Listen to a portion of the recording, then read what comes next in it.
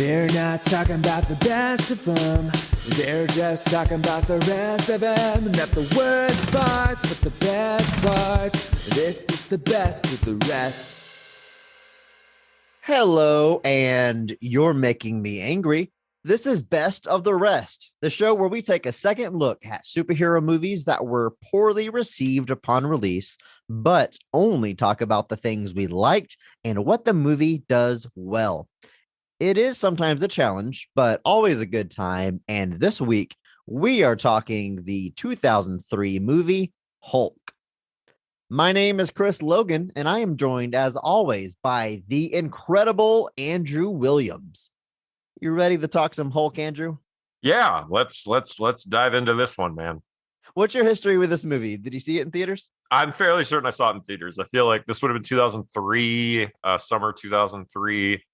Right. So I would have been in high school. Not a strong impression, I guess, that theater experience, huh? I remember the scene in the city with the military. I very much vividly remember that scene. Yeah. Because I actually thought that was the end of the movie for the longest time. Maybe it should have been, but we'll get to that. But yeah, I remember that scene. I remember the Lou Ferrigno cameo, a couple of other things like bits. And that's kind of how it's been over the years. Like I've remembered these bits and pieces of it, but so not one that you've rewatched often over the years, huh? No, I've rewatched it a couple of times and then recently realized that's not the end of the movie. Yeah. So I think I rewatched it then too to see what the ending actually was.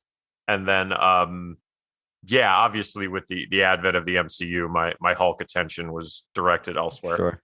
Yeah, I remember watching Spider-Man in theaters, and that's the first time there was a teaser trailer for Hulk, and it's just Eric Bana at a sink, and it kind of starts to zoom in on his face. And I saw the movie with my stepdad, and he was like, "Hulk, it's Hulk." I was like, "How do you know that already?" He's like, "Just trust me." And it zooms in. I think you start to see his eye turn green. Then it changes to the outside of the house, and you see the wall like explodes, and all the bathroom stuff is flying at you, and it just says Hulk. So very effective little teaser. I saw this in theaters with my dad. And what I don't remember much about watching the movie, but I remember being in the car afterwards and kind of reflecting on it. And I was like, I think I kind of you kind of looked like a comic book. And my dad was like, "Really? You like that?" And that's about my dad didn't enjoy the movie. And that's my biggest takeaway. And I did with an endorsement like that. I did not rewatch the movie since then. Watching it this week was the first time I've watched it since theaters. But let's set the stage a little bit. This movie comes out June 20th of 2003 with a budget of $137 million. That is not a small budget, especially in 2003. Total box office is $245 million. That is a success, but not an overwhelming one. Rotten Tomatoes critic score is 62%. This movie is certified fresh. However, the audience score is 29%. And we've talked before about how that's kind of rare. Usually audiences are a little bit more forgiving when it comes to reviewing these movies, but it's safe to say people did not enjoy this movie at the time. Right, Andrew? I think, and I think with an audience review, that's over time as well. So I think this is not a movie that with age has had really a re-examination of fans thinking maybe it's misunderstood. It seems like its reception has kind of stood for a long time. By and large, yes. I have heard other podcasts, certain people will be like, you know what, that Hulk movie, that Ang Lee one, it's something. It's interesting. It's worth a second look. And even though that's not much of a glowing review, it's just weird. This movie is weird. This movie is very weird. It's weird to have and it's weird in like a completely different way than like Superman 3 was weird. Like they're both very weird movies, and this is Superman 3 is like movie. It's weird that that's a Superman movie, right? This is just a weird movie, no matter how you slice it. It's just a straight up weird movie. It's written by James Schamus, Michael France, and John Turman. Now, this movie was in production and experienced turnaround a few times over the course of like 20 years. So some of these writing credits come from some of those rewrites. But let's look at the talent involved here. James Schamus was a co-writer of Crouching Tiger. He was also a producer on that movie and later Brokeback Mountain with Ang Lee. But he's also a co-writer on like every Ang Lee movie he'd done to this point as well. Yeah, frequent collaborator, So right hand so guy. he up on to the ice storm, pushing hands, wedding banquet, eat, drink, man, woman. Like he's pretty much Ang Lee's go-to guy. So it's kind of a given that he'd end up being involved here just from just his history with Ang Lee. Michael France kicked off his career with Cliffhanger and went on to have writing credits on Goldeneye, Hulk, The Punisher, and Fantastic Four. We've actually talked about this guy before. We have. What an eclectic range of movies we have here. Yes. John Turman would also go on to have a story credit on Fantastic Four: Rise of the Silver Surfer. Was also a writer on The Crow, Stairway to Heaven. Which was that? Three, four? No, that was actually a TV show. Oh, okay. A TV show. I didn't know there was a show. Whew. Nobody else did either. Well, as we've already said, the movie is directed by Ang Lee. This is hot off of Crouching Tiger, Hidden Dragon, which was just a huge hit, a great movie. I actually watched it for the first time fairly recently. That one had slipped by me, but it's fantastic. It is beautiful. Michelle Yeoh, Mark Strong Award. You agree with me on that one? I don't know, man. You're putting me up again. You're asking me to choose between Michelle Yeoh and Chow Yun-fat. That's just not fair. It's full of great performances. Wonderful movie. You can't do that to me. In his filmography, this movie, Hulk, is sandwiched between Crouching Tiger, Hidden Dragon, and Brokeback Mountain. Talk about an eclectic range of movies. It's if you asked me, if you named those three in a row and said the same director did all of them, I'd be like, did they? But Brokeback Mountain, Heath Ledger, Mark Strong Award, no brainer, right? Yeah. Which is incredible to get a Mark Strong Award whenever you are in a movie with Jake Gyllenhaal, who is one of the best out there. Oh, yeah. Andrew, did you know that Jake Gyllenhaal only communicates via email? Why is that? He doesn't know the meaning of phoning it in. Oh, God. Well, what is there to say? I mean, Ang Lee, I think he deserves the status of like auteur director, even though he doesn't write most of his movies. He's got some story credits and he influences the story, but he's usually, like in the case here, adapting existing scripts. Well, even like it's interesting because his early films, the first three he makes, he does have writing credits on, but then it's Sense and Sensibility, which is an adaptation. Hulk, which is an adaptation. Crouching Tiger, Hidden Dragon is an adaptation, essentially. Yeah. And so a lot of stuff coming in later that, like you said, he really does come into these adaptations and really kind of try to put his own stamp on them. That he does. This feels like an Ang Lee movie. It does. The score is by Danny Elfman. Now, originally, this was scored by Michael Dana, but that was actually rejected by Universal because it was just too, we'll say, not traditional. He featured like sounds of the world, like Japanese taiko drums, African drumming, and Arabic singing.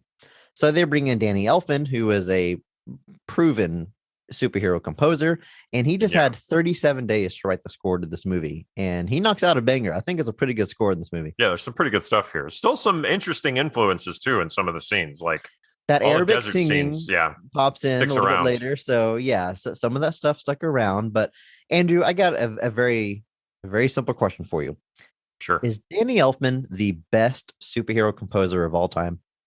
He's certainly the most prolific. I mean, who could rival? I mean, Batman alone immediately shoots him to the top, right? He's done you're right. He's done a lot of superhero movies. He did Spider-Man, some of the Avengers movies, some of the MCU movies. He did Spider-Man, he did Age of Ultron. Okay. But none of the others. Alan Silvestri does the others. He's the other one that's in the running. He does just the theatrical Justice League, where he uses his own Batman score again. Right. And then, so he's got a few. Obviously, John Williams' Superman score is, to many people, an iconic one alone, but he never does anything else, really. Right. I think Batman and, like, Batman alone puts him up there. Spider-Man, I think, is pretty great. I like, the Hulk score isn't, like, iconic like those two, but I think it's very good. I don't know. If I had to pick one person, I'd probably go Danny. Yeah, maybe. All right. Let's jump into this. Hulk tells the story of Bruce Banner, a genetics research scientist that is accidentally exposed to a whole bunch of gamma radiation. Bruce learns that due to his father's experiments, his DNA has been altered, and the addition of gamma radiation has given him the ability to turn into the Hulk when he is angry. His former girlfriend, Betty Ross, is worried about him, Her father wants to hunt him down, and Bruce's own father wants his power for himself. Now Bruce must unlock the secrets of his past, while Hulk fights the forces that aim to bring him down in the present. Of course, we're going to start by jumping into the casting of this movie. And as is tradition, we're going to start with the best casting, with the top. But I want to know from you, Andrew, is who deserves the Mark Strong Award? Of course, we give the Mark Strong Award to an actor or actress that comes into a movie and performs so above and beyond the call of duty that they raise the quality of the entire film. Andrew, who gets the Mark Strong Award? I'm going to give my Mark Strong Award, and I think this makes him possibly the first 2-time Mark Strong Award winner. I'm giving it to Sam Elliott as Thaddeus Thunderbolt Ross. Nice. Okay. Tell me what you like. And it does, by the way. He's definitely, 2-time Mark Strong Award. Because he got it for Ghost Rider, and I don't think we've had anybody else recur at this point. Even Mendez showed up twice because she's also in Ghost Rider. Oh, right. She got it for The Spirit, but she was not a 2-time award winner. So I'm sure Sam Elliott is thrilled right now as he's listening to our podcast. The man who killed Bigfoot, Hitler, and 2-time Mark Strong Award winner. But I just always like Sam Elliott on screen. I think he does this role. He kind of does a really good job with it. Obviously, he's playing the grizzled military father. Thunderbolt Ross. And honestly, he's a casting that if they had kept him, I wouldn't have at all had a problem with that. Yeah. William Hurt does a good job, especially now with kind of some of the latter stuff they've given him. But I always like Sam Elliott, and I think here he's kind of this is very much a role that could have gone to some like character actor, military guy who just always plays a military, but getting Sam Elliott, you give it a little bit more gravitas, as it were. But he just steps it up. Somebody with their best of the rest bingo card just marked off the gravitas square. The drinking game is gonna slowly kill all of our listeners. But yeah, he's just always good. Sam Elliott. So yeah, there's a couple of other people that are going pretty deep on this that I think we'll definitely talk about, but I'm giving my Mark Strong to him. Yeah, there's definitely a few good performances, but I think Sam Elliott is totally worthy of the award. He not who I'm giving the Mark Strong Award to, but I don't think that's a crazy pick at all. His mustache does drive me crazy just a little bit. Sam Elliott looks best with that big push broom mustache. Yeah. They trim it up so you can actually see his top lip, and it's not working for you. Just grow it out just a little bit. My favorite scene of his whole role in this movie is that he hates Bruce Banner, like with a passion. My favorite scene of his is where he's interrogating Bruce Banner, and he gets like really angry because Bruce has like these suppressed memories from childhood. And he's like, "Don't play with me. You're 4 years old when you saw it." A big tragedy happened. I'm sure we'll get to it, but he's just like not a great therapist in that regard. But the way he's screaming at him and the intensity, I think that's the high point for his. I agree. His role here, very good. My Mark Strong Award winner. I don't know if this is a hot take or not, and it's not who I expected to give it to going in, but I've got to give it to Nick Nolte as David Banner. He is just such a creep in this movie. He's so going gross. Deep.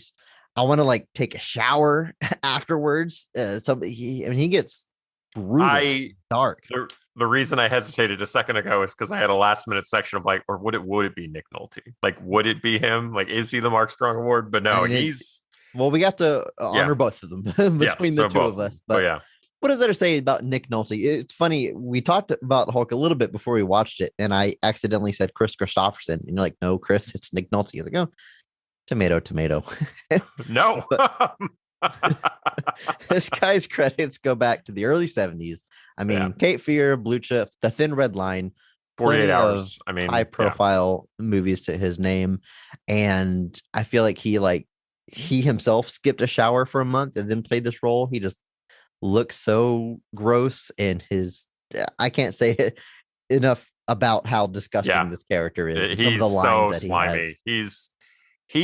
He reminds me of kind of a little bit of that Hector Hammond Green Lantern vibe, where like he's just in like whatever's in that script. This dude is 100% going deep on it. Like he seems to be getting it 100%. He's dialed in, and he is just skeezing it up at every turn. Let's talk about the lead of this movie. Eric Bana plays Bruce Banner / Hulk. Although really, he's just playing Bruce Banner. I don't think any of the actors that play Bruce Banner actually do their own mocap until Mark Ruffalo. Until Mark Ruffalo, yes. I feel like Edward Norton would have, but I don't know if he did or not. And actually, interestingly enough, Ang Lee himself does the mocap for the Hulk in this. He does. He does some of it. Yeah, I was looking into that, cool. But that is very cool. No, Edward Norton is definitely the type of actor that would do it. But they actually have that Hulk design before they cast Edward Norton. There's a weird history to development of that movie, but he came in relatively late. Yeah, but because when he comes in to Incredible Hulk, it's intended as a sequel to this. At least that's supposedly what the deal was. And honestly, functions pretty well as a sequel if you really wanted to. You could have, yes, without a whole lot of trouble. Imagine if they brought Eric Bana back for Avengers instead of Norton. Oh my God. John, so many lines there. Like, so instead of Ruffalo, they just brought back Bana. I mean, that'd be weird, but I think he does a good job. Let's talk about his performance. Yeah, so I think he looks the part. Yeah, he's got like the meek look. He's kind of doesn't have that kind of out of place thing going on where like there's supposed to be this kind of shyness to Banner, this kind of introvert kind of look and feel to him. You wouldn't expect this person to turn into a massive hulking monster. Even more so than something like Clark Kent Superman. Like it's supposed to even be beyond that. So he's doing a good job. Obviously, they're playing this a little bit differently where he's got these repressed memories from childhood where he believes both of his parents are dead. He was raised in like an adopted home. That's hence his name in this movie is actually Bruce. What's that last name? Krenzler for most of it. And then he eventually finds out his parentage when Nick Nolte shows back up being a super creep. But yeah, he's doing a good job here. He's playing it. He's got that kind of ability to kind of play up the repressed emotions that he's going through and all of that. It's a pretty moody performance because I mean that's what's being pretty moody movie. I mean, yeah, I was thinking back like is I don't think I laughed or chuckled at all in this movie. It's like I don't know if there's any levity at all in this movie or any comedy or maybe a one-off line here or there, but it very much wants you like in the feels the whole time, and that's reflected in Eric Bana.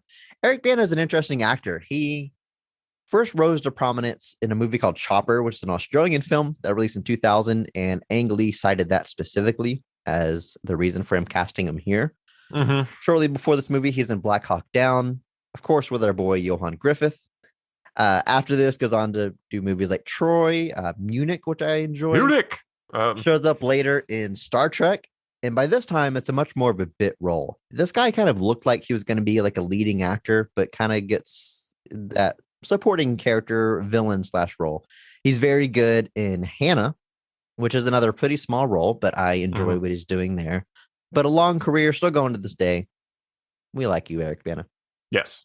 Jennifer Connelly plays Betty Ross. We know Jennifer Connelly is a fantastic actress. She's been around since she's a child actress essentially. Credits back to the 80s. I mean, movies like Labyrinth is interesting because like you look at her filmography and it's like, oh, that was like a huge hit early on. Not really though. That movie bombed in theaters. It's a cult favorite now. I mean, it's beyond a cult movie. I think everybody kind of came around on that movie. Calling that a cult classic just seems weird. Like I'm like, no, that just found a second life. Like she's in The Rocketeer, A Beautiful Mind shortly before this. Recently in Alita: Battle Angel, which I don't think is quite the type of movie we're going to cover here, but I love that movie and would love to talk about it sometime. Yeah, she's in that new, they made a show out of Snowpiercer, the movie. She's on that one too. That's a main cast on that one. So she's still going. Unfortunately, though, I feel like she's kind of handcuffed in this movie. A little bit, I think. So you're given hints of the romance between Connelly and Bana, just a little bit. Like from this snapshot they're giving us, they are seemingly broken up, but still largely amicable terms. Like there's doesn't seem to be a lot of resentment or any anger or anything. But it's so you get some snapshots to it and you get a little bit of the hints of the chemistry, but more she's just kind of like Bruce's lifeline in a lot of this movie. Like she's not given a whole lot. Like she kind of just like comes and checks on him and then sits with him and like makes sure he's okay. And like there's not a lot given to the character beyond that. Yeah. Now, here's the performance I really like. Josh Lucas plays Glenn Talbot, and he is playing it up. He is very antagonistic towards Bruce Banner. if I'm being completely honest, I don't really know why he's in the movie. He's not the ultimate villain. You've got Thunderbolt Ross on the military side. You have Nick Nolte on like the supervillain side. I don't know where he fits in, but every time he's on screen, he's just being an absolute asshole to Bruce Banner, and it's fun, and I think really leans into it. He does. Josh Lucas is particularly good at playing like douchebags. Like he's certainly not the first nor last time he did that. But I think his role in this is to be more antagonistic from the military side, to be more deliberate, whereas Ross is more defensive. I think they were trying not to have Ross be kind of a full-on villain type character. They're having him try to be more sit in the middle of like he's trying to realistically understand and kind of project the danger of the Hulk.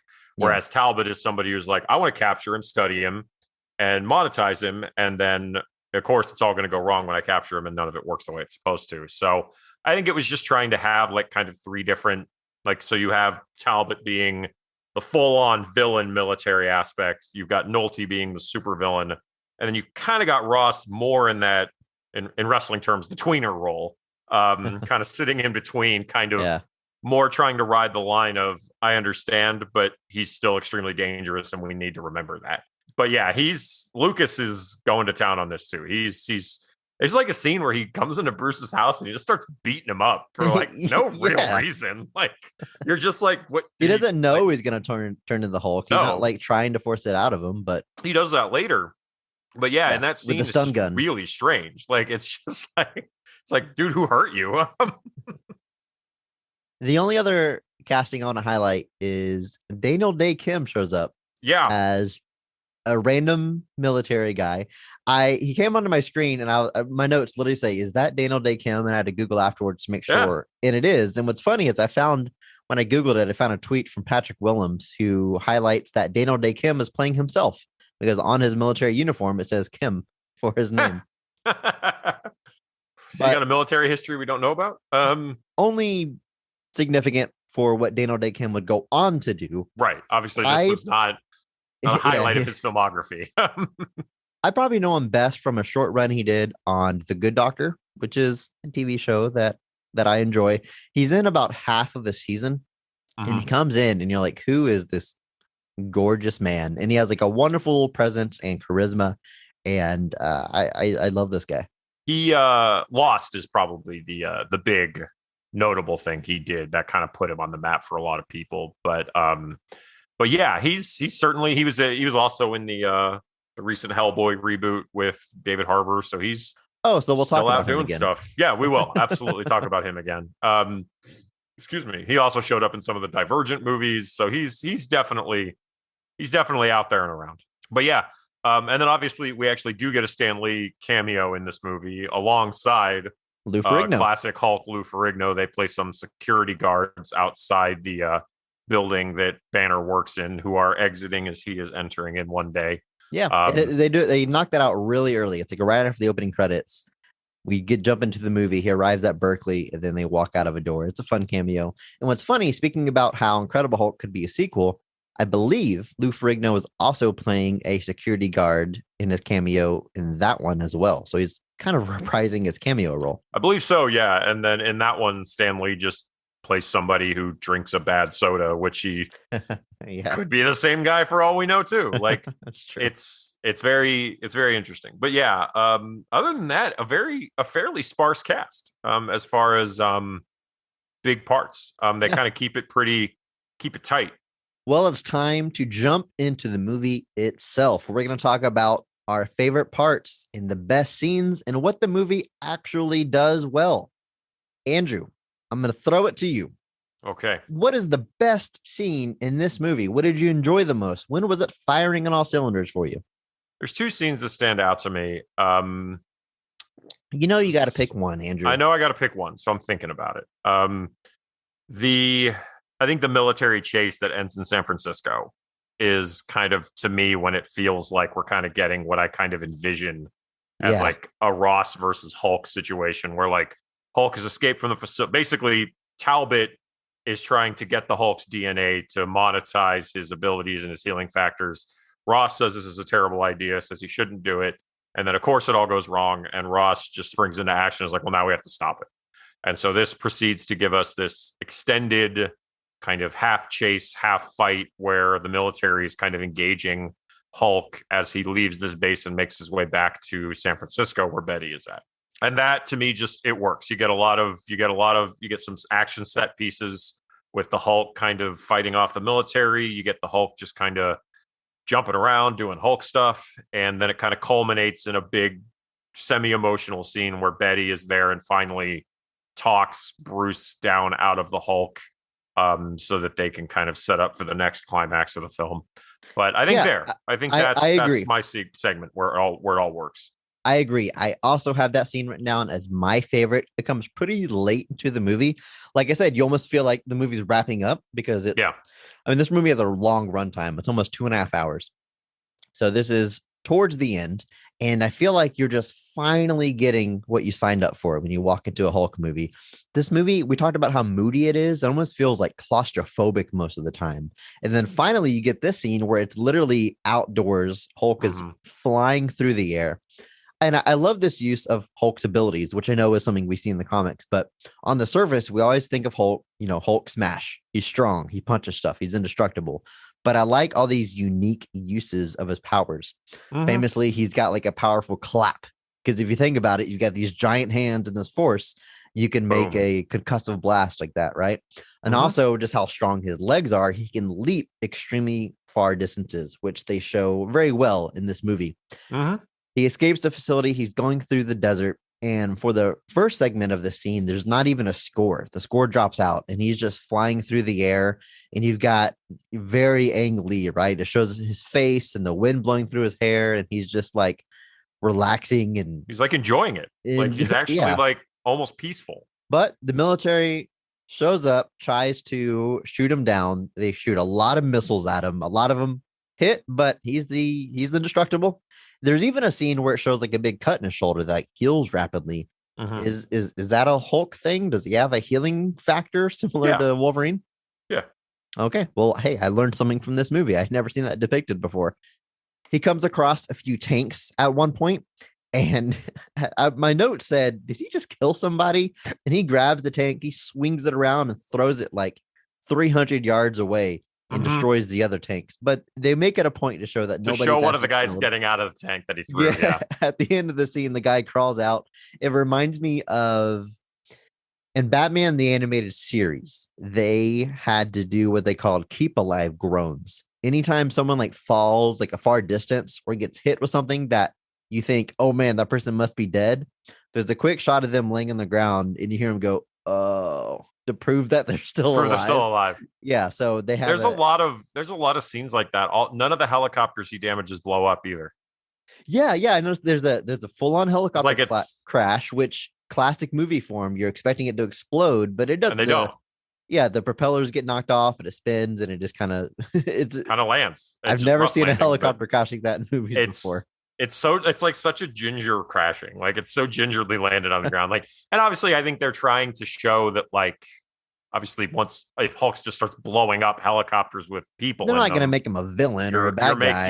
You're seeding the distrust and the anger. So you're trying to kind of have it be where like, he really is just trying to get them off his case. And so in fact, they give him a hero moment whenever he's on the bridge. There's a jet that has to like quickly change course before it crashes into another a bridge with people on it. Well, it's flying like at a helicopter and has to change course and it loses control. Right. And then it starts heading towards the bridge, and Hulk jumps on it to change its trajectory and make it go under the bridge. And I guess that's Hulk being conscious and intentional. It's kind of unclear, but they're clearly giving him a hero moment. And then that plane takes off, essentially trying to go to outer space. So Hulk will pass out from the thin air, which is it's a fun idea. I like that the military on the radios, his code name is Angry Man. Anytime they refer to his location, he's Angry Man. At one point, he catches a missile in his hand and bites off the explosive part, the end of it, and spits it out a helicopter. That's when the helicopter crashes and doesn't blow up. That's the closest they get to a blow up. Yeah, but that whole sequence is that's kind of my vision of like military versus Hulk, and I think it just does a really good job of it. A lot of good, like you said, we get some scale. We get, obviously, we literally, this whole movie is kind of very confined, even inside of the Hulk scenes, because there's a lot of forest stuff. There's a lot of buildings. Like, this is really when it just, and I'm sure that was an aesthetic choice that Lee made. I'm sure that was a point that now that the Hulk is kind of unleashed, now the film's scope is unleashed. And we see him in the daylight for the first time. He's been in the shadows and the darkness the whole time. But, jumping through the desert up into space, literally, like not actual space, but like, the scope obviously massively widens here in this scene. And I think if there's a moment when the movie is kind of what I envision the Hulk as, this is it. Yeah, for a movie that's 2.5 hours long, we don't get a lot of Hulk really at all. No. The first time we see Hulk, it's kind of funny. What he does is he opens a bedroom door. That's our first vision of Hulk. Like they're playing into like the suppressed memory thing. Like they're kind of implying that the Hulk persona has always been there, and now that he's been exposed to gamma radiation, he's able to get out. Bruce Banner's having like a fever dream after his exposure, and you just have this shot of a bedroom door opens and Hulk's just standing there. Yeah. There's a lot of dreams in this movie too. A lot of focus on dreams. Like Betty talks about dreams. Banner talks about dreams. Everybody's talking about dreams in this movie, and we even see like visions of some of them. And it's, again, that feels like a very Ang Lee type thing to put into your Hulk movie, all your dreams. But there's a lot of those, and it's they use that as just one of the devices to kind of obviously foreshadow things, kind of try to bring up memories. Obviously, Banner's repressed memories are kind of a big recurring thing throughout the movie, because Banner doesn't know who his father is. He doesn't know who his mother is. He doesn't know what his childhood is, because essentially his dad, in trying to like improve the human DNA, experimented on himself, changing his own DNA apparently. All right, which he then passed on to his son. Let's jump into a little bit about how this movie functions as an adaptation, because I'm like everybody, I'm familiar with the Hulk. I can't say I've read a lot of Hulk specific books, just where he pops up in other people's stories and stuff. What I know about the Hulk, and my classic understanding, is he's a scientist. He got exposed to gamma radiation. Now he's the Hulk. They're simple. That's it.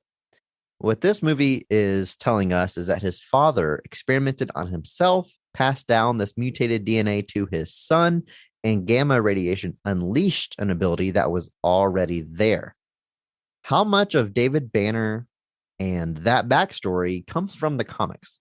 As far as Banner's father modifying his DNA to do that, I don't remember that anywhere. That's not to say it's not in there somewhere, but that's not my understanding of his history. Now, with his father being abusive and a source of a lot of his trauma and anger, that is from the comics. Okay. Like, so obviously we're building in kind of a sense of like almost predisposition, similar to kind of like how Amazing Spider-Man plays with Spider-Man's origins a little bit. Sure. We're kind of playing into this. There's already something there that causes it's almost like we're rationalizing the origin. Like we're trying to explain why getting exposed to gamma doesn't kill him when it would kill anybody else. So I don't. This movie, it doesn't go full on like yellow spandex moment. It doesn't like mock the source material, but it feels very much like we're trying to, like you said, rationalize things. Like he's not the Hulk. They're very coy about that name. Eric Bana is like, I turned into some kind of Hulk. Like he's not like a hero named Hulk. He's just they're like I said, they're very coy about the source material, which all right, I gotta get the line he says is, he wanted me to change into that mindless Hulk, and that's just your moment where you're like, but he said the thing. I've gotta get it. I'm gonna be dancing around this whole time unless I just say it. Yeah.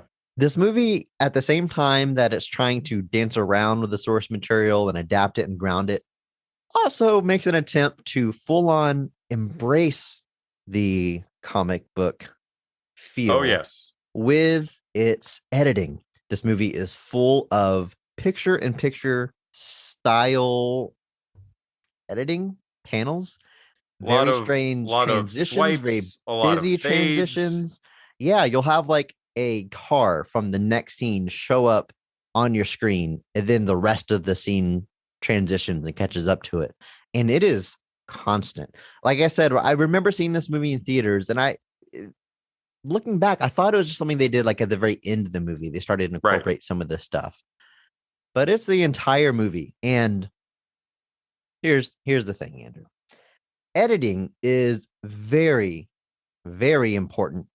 Good editing in a movie, it's almost like its job is to be invisible. If you don't notice the editing, it's probably a good job, but it's very important. It relays tone and it relays emotion, and it tells you how to feel about things and enhances performances and gives you a rhythm and gives you time to breathe. There's a lot going on with editing. When you cut back and forth, whenever you have your shot, reverse shot, the pacing to that, they throw all of that out the window in favor of this comic book feel. And Andrew, I've read a lot of comics. Watching this movie does not make me feel like I am reading a comic book. It's like someone who's never read a comic book trying to give you that comic book feel. Yes, one page of a comic book has multiple panels. I don't look at them all at the same time. No. The way this movie has multiple scenes playing at the same time on my screen. At one point, the camera pulls back away from the scene and you see like a whole page of different scenes happening. And then it zooms into another one. That is not the experience of reading a comic. And I don't want the movie to feel like I'm reading a comic. I want the movie to be a movie adaptation of the comic book. If you were to go the other way, adapt a movie into a comic, I wouldn't expect every panel to be a letterbox to give me that cinema feel. Right. Or like everything's a splash page or whatever. Yeah, like, exactly. I want the comic version of it. So, Andrew, that made this movie for me very difficult to watch. And yes, this is #positivity podcast. The point is for me to say nice things about it. But that caused a lot of problems. I was worried about recording this episode while I was watching this movie because, like I said, it is constant. That is constantly thrown in your face. And it was to the point that I genuinely was trying to pay attention to see if there was a normal cut in the whole movie. Because it is that I did constant. The same thing. It is that constant. It really is. And from the get-go, just these scenes fade into other scenes. Now, there is the picture-in-picture stuff, but there is just sometimes it literally is just like a swipe or a fade, or like we'll have like a conversation that splits the screen and we're genuinely seeing both sides of the conversation in the split screen, which I just don't feel like I see in movies a lot. I feel like that's something that they just don't do a whole lot of, or it's done in a much more integrated way. So there is a lot of, and again, I can only assume it was a deliberate choice. You're obviously looking, I think this was, I don't know if I'd go as far as to say it was somebody who's never read a comic, but I think it was somebody who was, I think it was the wrong emphasis to place on the editing. I think if you're looking at if you're trying to make this a more comic book experience, I think that's far more in your story. I think that's far more in your tone. I feel like it's far more in your action. I don't think the editing is going to suddenly make people be like, oh, wow, I feel like I'm watching a comic book. I don't think I watched this movie with my daughter. She's 10. I've talked about it on the podcast before. She watches a lot of these movies with me, and it's usually pretty helpful because she can tell me things that she likes and things that maybe me as a critical adult think is kind of silly, but she enjoys or works for her. She's not much help in this episode. We finished the movie, and I was like, hey, what'd you think? And she said, meh, that's a review. It is. Meh. The first time we get some of this weird editing, Jennifer Connelly is like walking to an elevator. It's a very just normal scene. And then someone calls her attention and she turns around, and then we have two screens at the same time. And like you said, we see both sides of the conversation. And she's like, what's going on? She's like, why is there, what's with this split screen thing? She's asking me. I'm like, well, I think it's supposed to be like comic book, like comic panels. And she's like, oh. And if it's not making a 10-year-old feel like they're reading a comic book, then it's probably mostly unsuccessful. But again, that's like, I had to be upfront and I had to say that. But the whole purpose of our podcast is a personal challenge to be positive and see the positives and talk about that. So I am going to give you a few examples of when I like the editing, or at least I think it works. You talked about how Betty has kind of some dream sequences that kind of play into Mm-hmm. almost repressed emotions and feelings. So she has like these flashbacks in her dream where she's a little girl and her father has her at a military base. And during this segment, the editing is very effective because our memories are unreliable and they're fragmented. And I think they Mm-hmm. show that very well. A character in that scene will kind of blip and be like 10 feet farther as they're walking. It's Mm-hmm. very fractured and it gives you that feel. It's effective editing because it gives you that feel of what it's like to remember a very, very old memory. I like whenever Bruce gets tranquilized and the scene fades out into the next scene because that is giving us the feeling that we see on the screen. And the last one I want to highlight is during my favorite scene in the movie, during what we both highlighted as the best scene in the movie when he's going through the desert. There's a very fun one here where on the screen there's three panels, three pictures of different parts of the desert and the Hulk seamlessly leaps from one to the other. He's leaping across the three different panels. And that is just a fun way to show the Hulk covering a very large, very long distance Right. in a very creative way.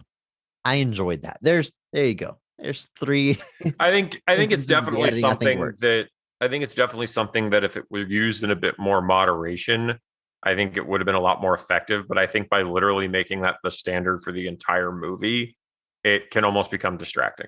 So it is used effectively. Those are some great examples of it. I don't assume the decision was made with like even a misunderstanding. I think it was just one of those things where they made a choice, they went with it, and maybe it just wasn't the most effective. Yeah, I mean, they're really committed to the comic book thing. The opening credits are basically in Comic Sans. It's not the Comic Sans, but it's in a comic book font for sure.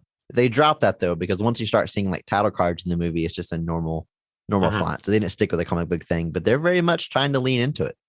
I do appreciate this movie has the tall widescreen aspect ratio. It filled my entire Yep. 16:9 TV. All action movies should be shot in this ratio. I would die on this hill. I do appreciate that. Our first look at Hulk, we talked about we don't see Hulk very often. Mm-hmm. You've got that scene in his mind where he opens the bedroom door, but the first time he transforms, they show us the entire transformation. Typically in a movie like this, he starts to transform and then it'll cut away and tease it. But Yeah. we see his foot growing out of his shoe, his clothes ripping, him getting larger. He's in his lab. So it's kind of dark because it's at night. So a lot of stuff is hidden in shadows. But they pretty much show us what it's like for Bruce Banner to transform into the Mm-hmm. Hulk. And it looks good. I mean, by now, the stuff looks a little bit dated, 2003.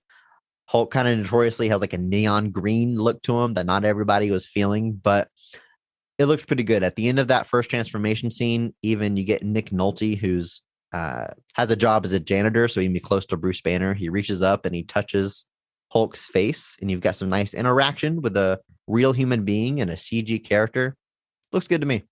Yeah, there's definitely some good CG here that like some of the Hulk stuff doesn't look nearly as dated as I thought it would. Yeah, And there's scenes where like when he's jumping and soaring through the sky where I'm like, this could be looks good. released now and not be out of place. So Yeah, they really did put a lot into the CG with this and try to make it work as best they could. And it's definitely got some effective stuff.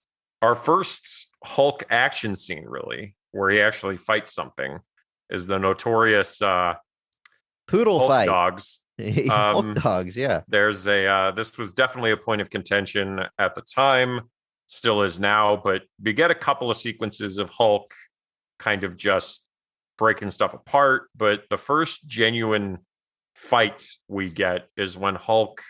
It's after Talbot just needlessly beats up Bruce Banner, yeah, and and he has that transformation. Yeah. I like that transformation because you see like Eric Bana, his skin turning green. This is the most Jekyll and Hyde feeling I got. Mm-hmm. And he says the famous line, he says, "You're making me angry," as he starts to transform. Classic Hulk stuff. But I mean, that that's line that not the you're making, classic line, but the line that's the one he says well, in Spanish at the end. you wouldn't like me when I'm angry is the classic line. Yes. But it starts Don't with make you. me angry. It Okay. says, don't make me Andrew, it's angry. a You wouldn't like when play I'm on the angry. classic line. What do you want from me Yes, here? I I'm trying get it. positivity podcast, Andrew. You didn't say it was a play. You said it was the famous line. No. But yeah, and that's actually kind of ties into Talbot's thing in the comics too, where Talbot is one of the first people that actually like finds out that Banner is the Hulk. So this is a scene where Talbot sees it up close. Yeah. Obviously, they're like in the suburbs because he's like in Banner's house. Or Banner's whatever. house. And then at the end of that, it's kind of a one-sided fight. He knocks Talbot out, and Talbot's like laying next to a puddle, and then the Hulk leaps off the screen. And a few seconds later, the puddle ripples. And I thought that was a very effective way to show how far the Hulk leaped. It's that was pretty cool. And I like that there's a joke earlier where Talbot makes fun of Banner for like being a poor scientist. But then like you're in Banner's house and I'm like, but this is a nice house. Like how poor is he? But anyway, so he leaves that, goes leaping to find Betty because his father had like hidden a cell phone at his house and called him and said, I'm sending some friends to see Betty. And turns out Banner's dad had figured out how to Hulkify his 3 dogs that he had, a poodle, it's like a poodle, a pit bull, and like a something. Yeah. And so Hulk gets there first, like right in time for these dogs to show up. And he has some nice moments with Betty before they show up. Right. Hulk arrives and he's standing in the shadows, and Betty sees him and really takes it in stride. What a trooper. Yeah. Shouldn't freak out at all. And there's some very strong like King Kong references here or vibes, Beauty and the Beast type stuff. He lifts her up in a scene that I think looks very good, special effects wise, the CG character lifting someone. And when the dogs do arrive shortly after, he puts her inside of a car, which again, it looks seamless the way the Hulk is able to move a human being and put her inside of a car for protection. But yeah, then we get our first big Hulk fight against 3 dogs. 3 dogs, 3 Hulkified dogs. And he eventually beats all of them because he's the Hulk. Of course he does. Yeah, they sort of explode into green mist. One of them, like he throws at a tree and it turns into mist. And the last one's pretty brutal. Right in front of Betty, he rips it in half. And you get this green mist that comes out. The implication by his father is that his dad is like going in behind him at the lab and like stealing all their technology and like creating these bootleg versions of it. And he just keeps saying it's unstable. Like, so it works, but apparently it's not stable. So that's why, he's all these dogs are blowing up. I assume a lot of other stuff. And that's why he wants Banner's power so much, is because he thinks it's the missing piece to stabilize it, because eventually Banner's dad does an experiment on himself, turning him into essentially a form of the Absorbing Man, which I gotta imagine this is a big departure as well, right? Yeah. The Absorbing Man in the comics is not Banner's dad. And in the comics, Banner's dad does not get these powers. He kind of manifests in other ways, kind of like Devil Hulk and Guilt Hulk have pieces of Banner's dad in them, and they're more internal things. But Banner's dad is more of like an internal taunt thing for the Hulk, far less an external threat. But yeah, turning his dad into like the Absorbing Man essentially that's a pretty heavy departure. But I think it was an attempt to just create a different kind of villain. Obviously not just do like a mirror Hulk, because if you're going to do that, you've got Abomination, who they'd use an Incredible Hulk. But yeah, it's so ultimately that is our final climax of the film, is when Hulk and Absorbing Man have a fight. Before we move away from these Hulk dogs. Yeah. Hulk dogs. One of my notes says these trees are huge. Yes. Is this the redwood? You're the Carmen Sandiego expert. Are we in the redwood forest? That's about the only way I can imagine that you've outside San Francisco, I would assume. I would assume that's the reference. It's funny because a famous scene from Crouching Tiger, Hidden Dragon is a fight in the trees, and this is his very next movie, and we've fight in the trees. It's basically the same fight, right? Essentially, yeah. Just swap sword fights for Hulk dogs, gamma mutated people and dogs. Same thing, really. But yeah, there's that giant redwood forest outside San Francisco, so I assume that was the illusion there. He transforms back into Banner at the end of that scene, naked Banner, which they kind of do and don't address the clothes stretching thing. Ang Lee wanted to have a naked Hulk, but the studio obviously would not allow it. And just, I'm not going to take the low hanging fruit there, but that would be something to see him flying through the air, flapping in the wind. Free and clear. Okay. All right. I guess I will take All right, the we low got hanging it. fruit. We got it. All right. But he's a naked Banner. He's obviously very vulnerable, and this is where he says the line you mentioned earlier. He wanted me to change that mindless Hulk. He also says that the Gamma just unleashed what was already there, me, it, playing into the major themes of this movie. You mentioned at the end of our favorite scene where it ends in the streets of San Francisco that there's an emotional moment between him and Betty. And yeah, that moment genuinely works for me because that's another time that he transforms back into Banner from the Hulk. And the dialogue back and forth is very touching. He tells Betty that you found me. And she says, you weren't that hard to find. And he says, yes, I was. Because he's talking about her finding who he really is, not finding the hulking monster that leaps through the city. So very subtle, very poignant, and very nice. Very angly. Nice. That is a very angly. Again, yes. So that segues into this next scene, which I just think is very strange. So at this point, Banner's dad has turned himself into the military. I'm not entirely sure for what. I was gonna ask you. I don't know if I missed something. He gets out after 30 years, and at the end of it, like there's this implication that the military like wants him for something, but I'm like, but you let him go. Like, why did you? I don't quite understand that. But either way, Banner is kind of restrained in this weird kind of. I'm not sure really what that apparatus is. It looks kind of like a. They don't actually use it. I assume it was going to be like in the Incredible Hulk, they use like those big sound waves to subdue him. So I assume that's what it was, but they never turn it on. So who knows? They only use it for the scene where Nolte, like they power it on. So, but either way, it's very oddly lit. It's literally all you see is this thing they're sitting on, which looks like these giant speaker reactor things on the sides with Banner and his dad sitting in the chairs. And it almost switches to like a stage play, it feels like, where like it's just two guys on stage sitting together. Everything's dark around them. And like Nick Nolte is going through this like scenery chewing dialogue where he is like, he's going like full like Greek tragedy type stuff here, like going on and on about it. I've got some of his lines written down here because Greek tragedy is a nice way to put it. I was trying to come up with an okay way to phrase this, but he's someone, he looks and sounds like someone you might pass by on a city street yelling into the sky, a religious zealot. I'm trying to be nice here, but that's the imagery that was conjured up. So I've got some of his lines here, and let's see if I can do a Nick Nolte. He's screaming at Banner, and he says, "Think of all those men out there in their uniforms, barking and swallowing order, inflicting their petty rule across the entire globe. Think of all the harm they've done to you, to me, to humanity. We can make them and their flags and their governments disappear." And he does that for like 5 minutes. My throat is shot after that. On and on. It's just it's like, and it's again, you almost feel like it's another moment where you kind of feel like you're in a different movie all of a sudden. Yeah. Like, all of a sudden, like he like takes it to like 11 and a half. Cause like Nolte is just like in at that moment. But like I said, it's all like so straight. It's like the entire set is dark. You're just seeing this. It genuinely feels to me like it just switched. Bruce Banner's like all in white. All in white. He's kind of down. His dad's in all the dark colors. And like, it's just like, and obviously like Nick Nolte is like up and moving and like, he's kind of moving around him and like trying to comfort him. He's saying, don't, like, it just really switches into like this one-on-one emotional scene.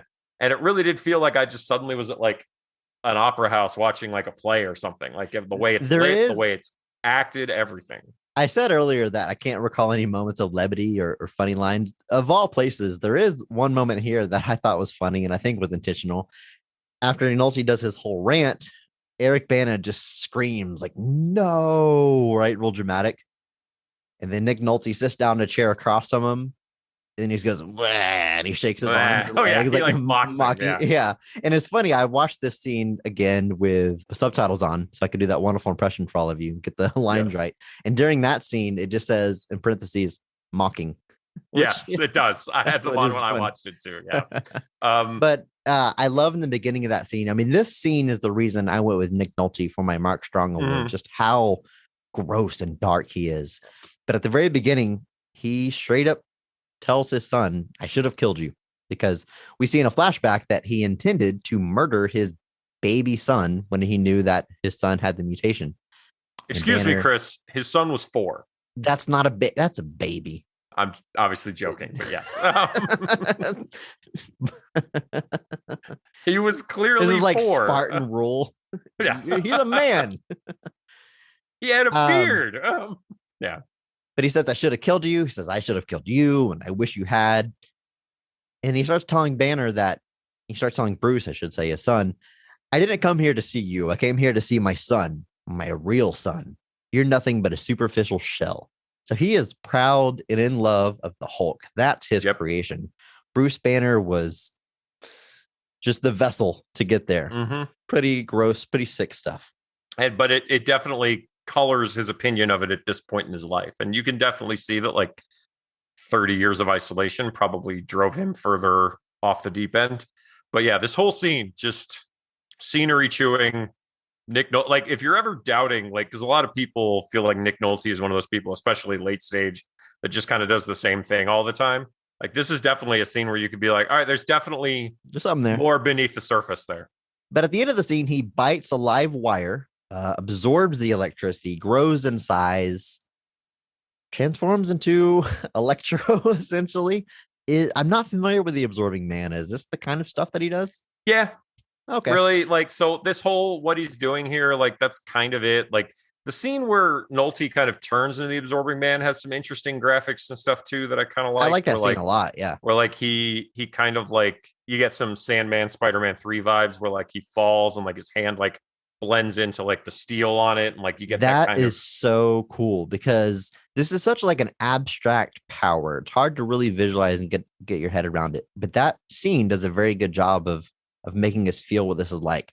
He puts his hand on metal, his hand turns into metal, and it sort of blends in with the metal thing that he's touching.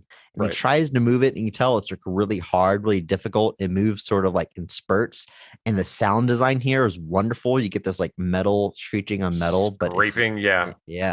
Very cool really looking, very cool sounding scene. I agree. Yeah, so that was really, and then like the way they kind of have him, like, so the security guard comes in and like kind of interrogates him, asks him what's going on. So he like merges his hand onto this giant case and merges his foot onto this grate and like lifts up the grate and then crushes the dude with the thing. So it's pretty brutal. Again, you're just kind of, he's just trying it out. So now here at the end, he's reached like his full capacity. So he absorbs all this electricity, and so he's this giant he absorbs being. The Hulk because he shoots up into the sky via lightning. Right. He bounces from cloud to cloud. And with each lightning strike, you see a visual of the Hulk and him fighting in the clouds. Yeah. So I assume like this part, it looks very cool. It's a little, it's pretty abstract, but I assume he zaps the Hulk up there with him. They end up like they're grappled or fighting or something. I don't really know what it is. Cool visuals, then, though. It looks cool. Very cool. Like it's from cloud to cloud. It's kind of like that cool, like Wonder Woman 84 is that scene where she's like lassoing on the lightning. Just again. Yeah. I'm not trying to think about the logistics of what we're actually talking about, but it just looks cool as hell. But that eventually they crash into like some water, so he absorbs the water instead, turns into the rocks. Like they get some cool visuals here where he's like jumping from thing to thing, absorbing different powers. And then it ultimately kind of culminates with him trying to absorb Banner's powers. And Banner lets him. And Banner lets him. And basically have that moment where he's like, I want your powers. And Banner's like, good. Have all of it, and tries to give it all to him, and then it turns out to be too much. And then at the same moment, they seemingly detonate this gamma bomb that seems to dissipate his father and leaves Banner seemingly. He's presumed dead. Yes. But he uses this opportunity to go into hiding to the very end of the movie. He's in South America. Yeah. This is the last note that I wrote down. You ready? Sure. Frog on his hat. Yep. He delivers. So he's hiding out in South America. He's apparently working like in some sort of medical tent, despite the fact he's a gamma scientist. I guess he's still technically a doctor, but either way, helping out people. Some guys show up to steal all of his supplies, and then he says the famous line in Spanish, but don't make me angry. You wouldn't like me when I'm angry. And then it kind of zooms in on his eye, turns green. We get a little fade out, and then we're done. And he has a tree frog on his hat. He does. Randomly has a tree frog on his hat, which I would not have. That would have turned me into the Hulk at that point. I would have been upset.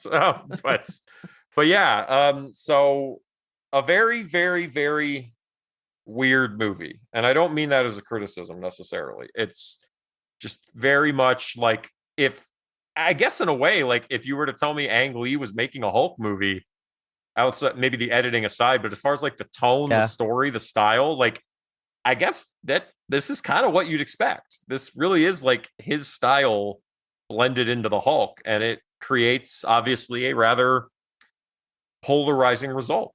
This, it was a challenge. I'm just, I'll say that. But I did find things to like. More than one performance, I think is a good job.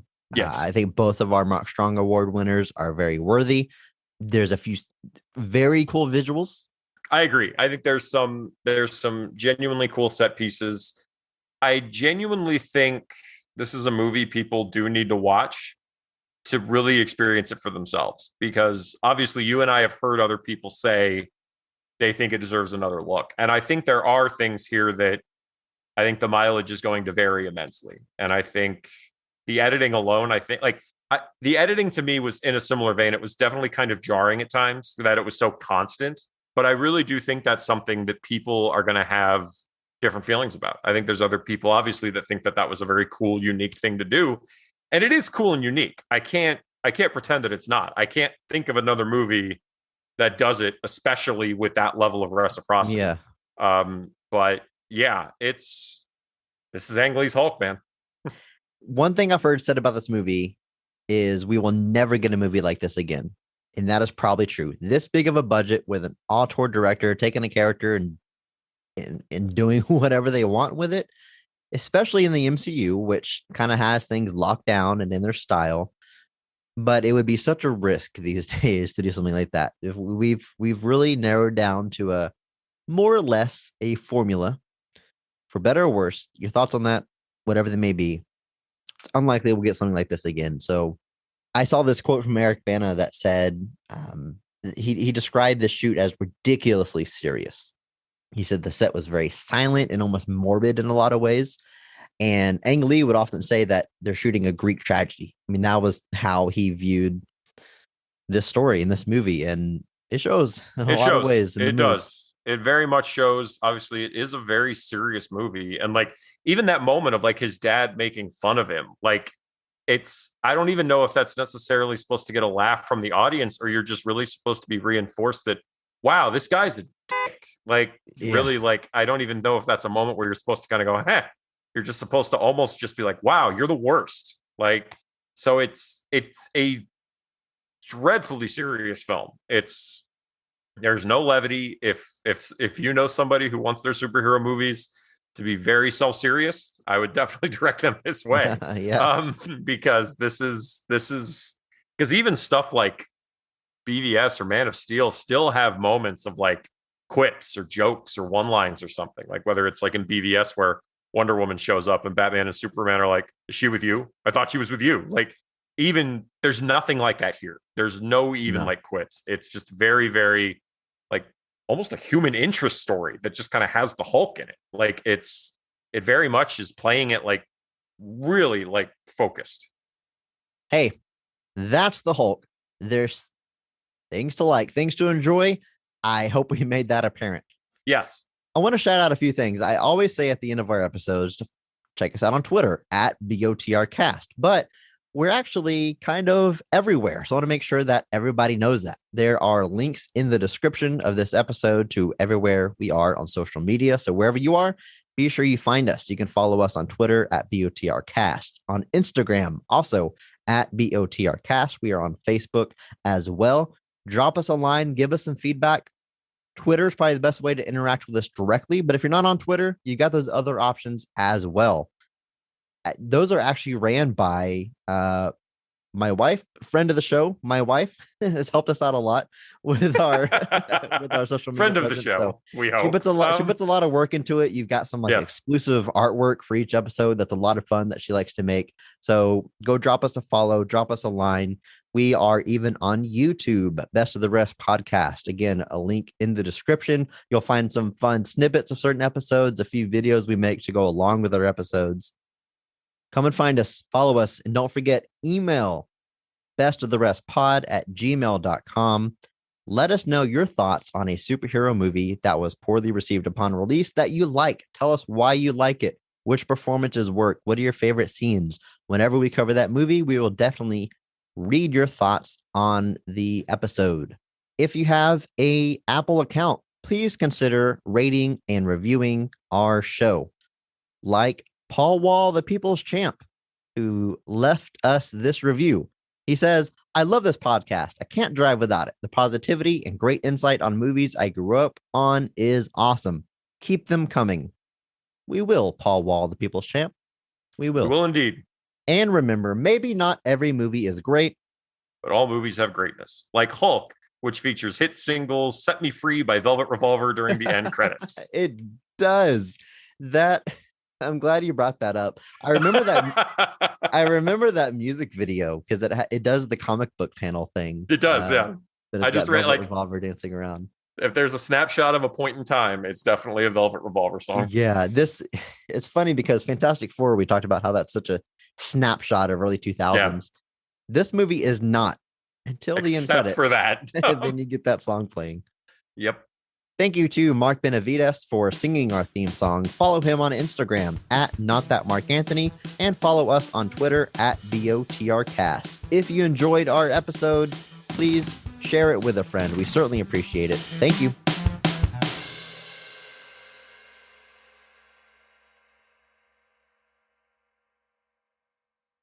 Although really, he just plays Bruce Banner. I don't think any of the actors did their own mocap until probably MCU stuff. What the fuck's his name? Andy Serkis. No. The actor that plays Bruce Banner also playing the Hulk. Oh, Mark Ruffalo. Yes. I thought you were just talking mocap in general. No. Okay, hang on. Okay, let's try that again. I'm gonna go all the way back. All right. And my mom actually doesn't like this movie that much. I talked to her about it. Okay. She's like, I don't like it as much as Incredible Hulk. That's fair. She's like, Sam Elliott only goes so far. Because my mom likes Sam Elliott a lot. Yeah. But for purely thespian reasons, just huge fan of his ability.